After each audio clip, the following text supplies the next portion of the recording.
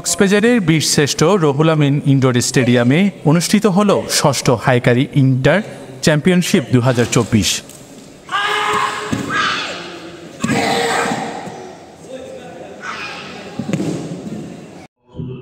হাইকারি karate club বাংলাদেশের উদ্যোগে এবং জেলা ক্রীড়া সংস্থার সহযোগিতায় এই দিনব্যাপী প্রতিযোগিতা অনুষ্ঠিত হয়। চ্যাম্পিয়নশিপে সভাপতিত্ব করেন হাইকারি কারাতে ক্লাবের সভাপতি কৃষিবিদ সৃজন কল্যাণ বড়ুয়া। প্রধান অতিথি ছিলেন জেলা ক্রীড়া সংস্থার সাবেক সদস্য রাশেদ মোহাম্মদ আলী। বর্তমান সমাজে আত্মরক্ষার কৌশল জানা অত্যন্ত জরুরি, বিশেষ করে কিশোর কিশোরী এবং মেয়েদের জন্য কারাতে প্রশিক্ষণ নেওয়া গুরুত্বপূর্ণ, যা তাদের আত্মবিশ্বাস বাড়াতে সাহায্য করবে।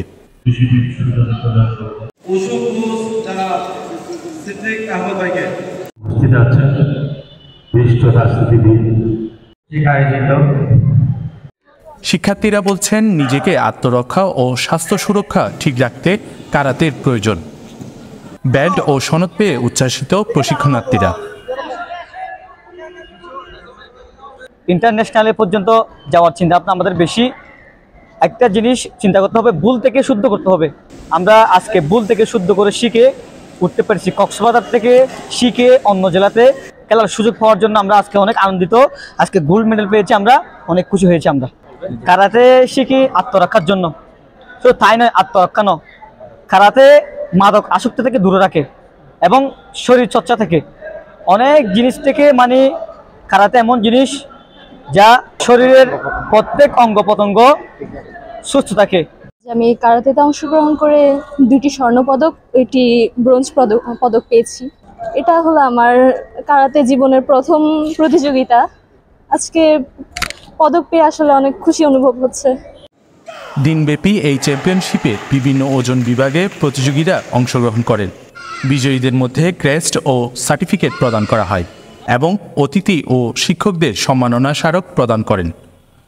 এ সময় আরও উপস্থিত ছিলেন কক্সবাজার জেলা ক্রীড়া সংস্থার সাবেক সহসভাপতি প্রফেসর জসিমউদ্দিন, কারাতে ফেডারেশন সদস্য মোহাম্মদ হারুনুর রশিদ, অ্যাডভোকেট জসিমউদ্দিন, কক্সবাজার জেলা ক্রীড়া সংস্থার সাবেক সাধারণ সম্পাদক অনুপ বড়ুয়া অপু, কক্সবাজার জেলা ক্রীড়া সংস্থার সাবেক সদস্য রতন দাস, কক্সবাজার পৌরসভার সাবেক কাউন্সিলর আমিনুল ইসলাম মুকুল ও সাবেক মহিলা কাউন্সিলর নাসিমা আক্তার বকুল, কারাতে ক্লাবের সাংগঠনিক সম্পাদক ইঞ্জিনিয়ার আলী আহমেদ সহ অনেকেই।